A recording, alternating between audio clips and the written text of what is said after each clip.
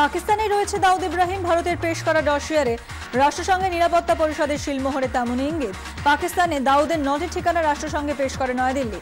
পাকিস্তানের নিরাপদ আশ্রয় আন্ডারওয়ার্ল্ড ডন বিশ্বের সামনে সেই তথ্য তুলে ধরতে এই পদক্ষেপ। ভারতের পেশ করা দাউদের 9টি ঠিকানা 6টিকে নিশ্চিত ঘোষণা রাষ্ট্রসংঘের নিরাপত্তা পরিষদের। ভারত সরকার এ বিষয়ে আগে থেকেই অবগত। প্রতিক্রিয়া স্বরাষ্ট্র প্রতিমন্ত্রী কিরণ রিজিজুর। ভারতের কোথায় ব্রাহ্মস থাকবে তা ঠিক করা চীনের কাজ নয়। বেজিংয়ের হুমকির প্রেক্ষিতে মন্তব্য ভারতীয় সেনাবাহিনী। নিরাপত্তার স্বার্থে কোথায় কি থাকবে তা ঠিক করা ভারতের অভ্যন্তরীণ বিষয়। এ নিয়ে কারো কিছু বলার থাকতে পারে না। অরুণাচলে ব্রাহ্মস থাকবে নিশ্চিত করল সেনাবাহিনী। অরুণাচলে ব্রাহ্মস থাকলে তিব্বত এবং ইউনানের নিরাপত্তার পক্ষে চিন্তার কারণ হবে, দাবি ছিল বেজিংয়ের।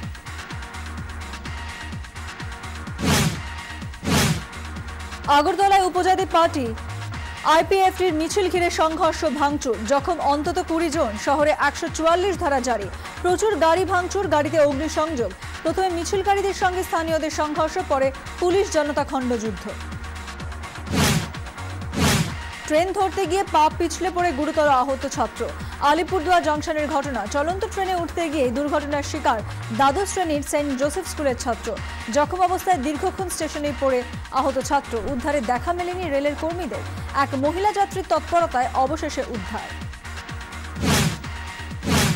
রাজ্য সরকারের চেষ্টা সত্ত্বেও সেফ ড্রাইভ সেফ লাইফ নিয়ে সচেতনতা বিষ বাঁওজলে।